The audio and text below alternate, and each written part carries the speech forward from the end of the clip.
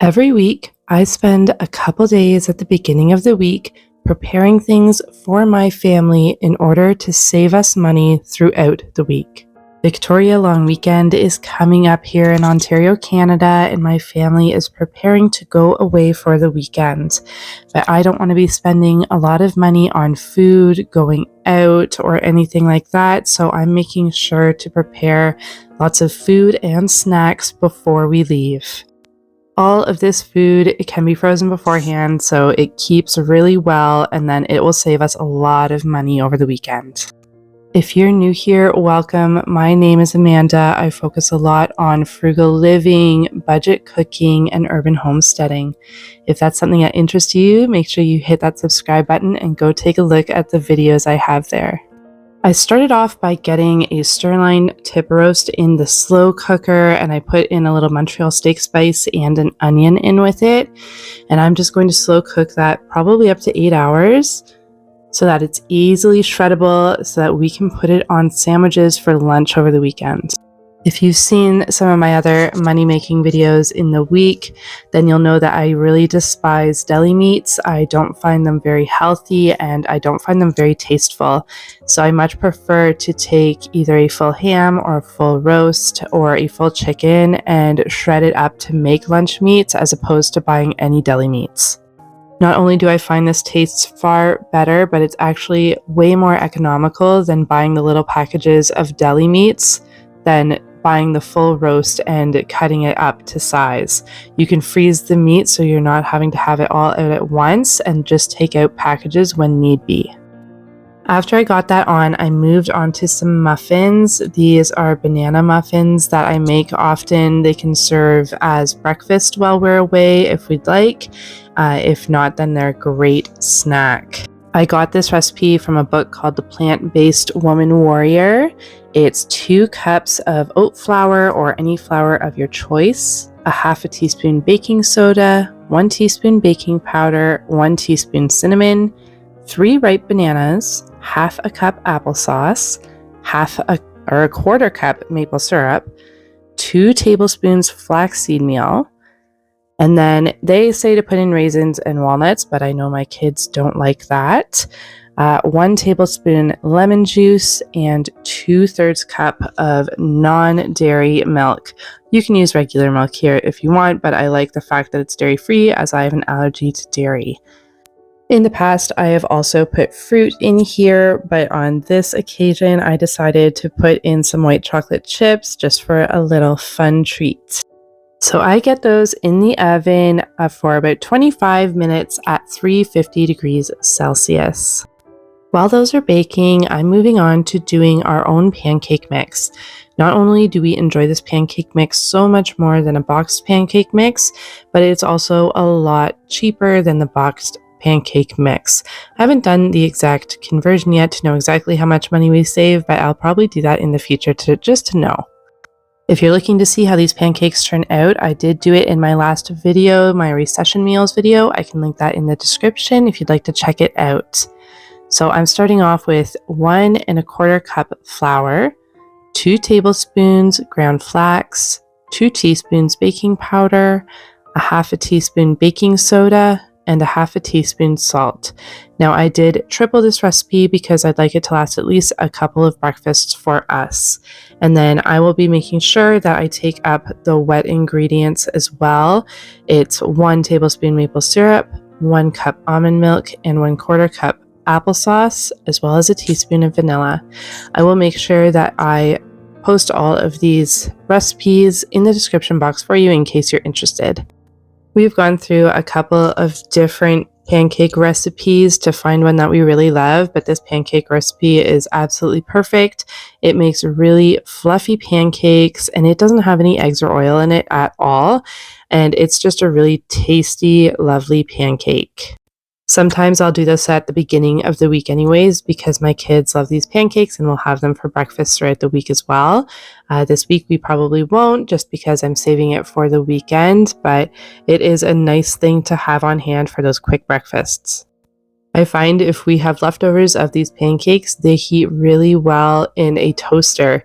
Now, I used to heat them up in a frying pan or in the microwave, but my husband showed me that you can just pop them in a toaster and it heats them up really nice. It makes the outer bit kind of crusty, but the inside is really soft, and it turns out really nice. So it's a really easy hack for warming up those pancakes.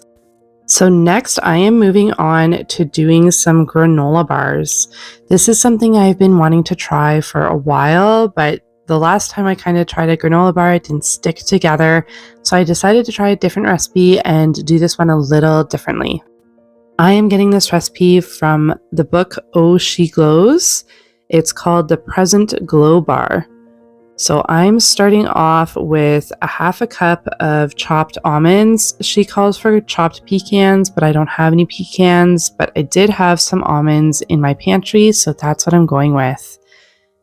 Next is 1.5 cups of rolled oats, 1.25 cups of Rice Crisp cereal. Now this again is something I did not have, but I had some puffed quinoa in my pantry that I had bought accidentally.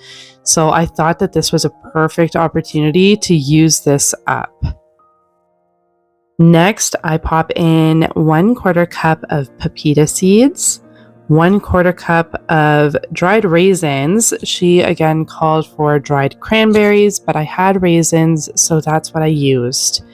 1 teaspoon of ground cinnamon, 1/4 teaspoon of salt, a half a cup, she says brown rice syrup, I used maple syrup, and 1/4 cup of almond butter she calls for, but I used peanut butter, and also 1 teaspoon of vanilla extract. So I had put the peanut butter and the syrup and the vanilla extract in a pot and kind of melted it all together after I'd put it in here because it was a bit of a mistake of mine while I was reading it. And then last minute, I decided to add some chocolate chips to this just to make them a bit more appealing to my kids because we have not done a lot of homemade granola bars. I don't like the store-bought ones because they do have a lot of seed oils in them, unfortunately. So I would like to move to these homemade ones. But just to kind of sweeten the pot, moving to a homemade good, sometimes my kids will balk at it. So I just decided to throw in a few chocolate chips just to sweeten the pot for them and get them to hopefully enjoy these granola bars. And to avoid my granola bars falling apart when I'm cutting them, I decided to put them in these silicone muffin tins and just press them down really hard. And then I pop them in the freezer for about a half an hour. I thought not cutting the granola bars would help them to not fall apart. So we're going to see how this turns out. But making your own granola bars, again, as opposed to buying the higher quality granola bars, the healthy granola bars, it saves a lot of money. These are how these muffins turned out. They are so soft and gushy and really tasty. We absolutely love this muffin recipe. A while back, I did an entire video on how much my baking saves me per thing, and I also involved these muffins. If you'd like to see exactly how much money I save by making muffins as opposed to buying muffins, I will link that video in the description box so you can go check it out. I decided I wanted to do a lot of different snacks so that I'm not buying snacks or last minute snacks for the kids if they're hungry. So next I decided to make these peanut butter cookie dough bites. So I used to do these oat peanut butter bites for my son quite often, and he absolutely adores them, but it's been quite a while, and I decided to try a new recipe. This is again from the Oh She Glows cookbook. So it is 1.5 cup of gluten-free rolled oats or just regular rolled oats, and then you blend them into a fine powder. Then it's 2 tablespoons of coconut oil, 2 tablespoons of a smooth peanut butter, 1/4 cup of maple syrup, 1 teaspoon vanilla, 1/2 cup of almond flour. I used regular flour here, 1/2 teaspoon of salt, and then 2 tablespoons of chocolate chips. She calls for the mini dark chocolate chips, but I have these white chocolate chips on hand, so that's what I'm going to use. So I started off just by mixing the wet ingredients in the bottom there, and then I add in my flours, and then I mix everything into a dough so I can roll them into balls. I think anybody with kids, especially growing boys, understands that these children just want to eat all the time and they are constantly snacking. And if I was purchasing all of these snacks or we were going out for last minute food, that money adds up so quickly. So having these snacks on hand is not only healthier, but it is much better on the wallet. If you're doing these for school use, they can be made into a nut-free version by simply using sunflower seed butter instead of peanut butter. This is the same swap that I would use for my granola bars as well. I'd put sunflower seed butter in there instead of peanut butter, and then that way they are school safe.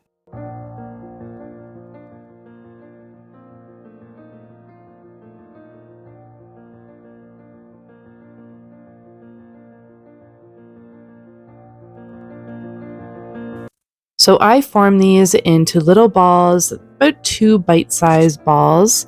And then once I'm done that, I just get it in the freezer, and you can leave them in there for half an hour or however long you need to. I think I left them in there for about an hour before I got them out.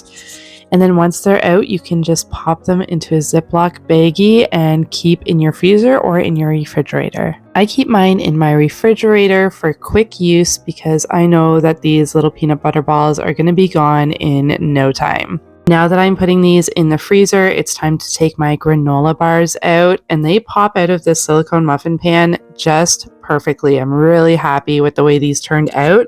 Like I said in my other granola bar recipe, that it always seemed to break apart and they weren't successful. So if you're having the same trouble, this might work well for you too. So I'm just going to pop these in a little container, and I'm actually going to keep these frozen until the end of the week when I pull them out for when we're traveling. Now that my little oatmeal balls are frozen, I'm just getting them in a Ziploc bag so I can put them in the freezer as well. I love finding different ways to save money throughout the week and every day. It's like a game now where it's a challenge to find what I can make that will save us money this week. And it's brought me to find some really excellent recipes and come up with some really creative ideas just to save a little extra money every day or every week. Lastly, I am putting together a burger recipe. Now we are going away with my husband's family, so I'm making sure that I'm doing enough burgers for everybody. So this recipe will be quite big, so you can cut it down to whatever your family size is. I much prefer doing homemade burgers. They are just excellent. They are so good. Opposed to store-bought burgers, I mean, you can buy the pre-made burgers and you can buy fairly good ones, but they just don't compare to a good homemade burger. And again, the homemade burgers are far cheaper than a good quality pre-made burger. Not to mention how much more economical it is than going out to dinner for a burger. If we were to go out as a family of 8, because that's how many people I will be feeding with these burgers, if we were to go out as a family of 8 to eat burgers, it would probably be about $150, where I can make this for a fraction of the cost with the meat that I'm using today. And as always, I also know what are going into these burgers, where you're not always sure what's going into the burgers in the boxed burgers.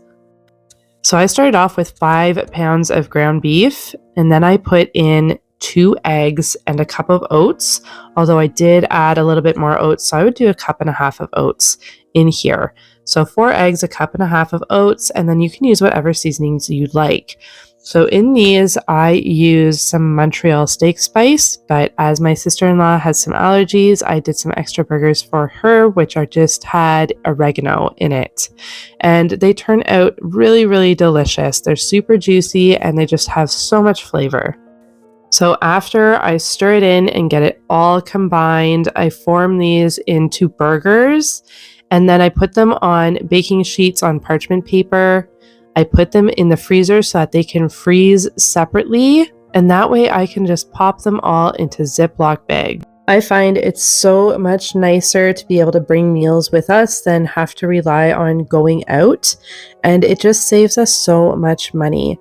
So here we're able to cook these burgers. We have a campfire, so that's what we'll be doing.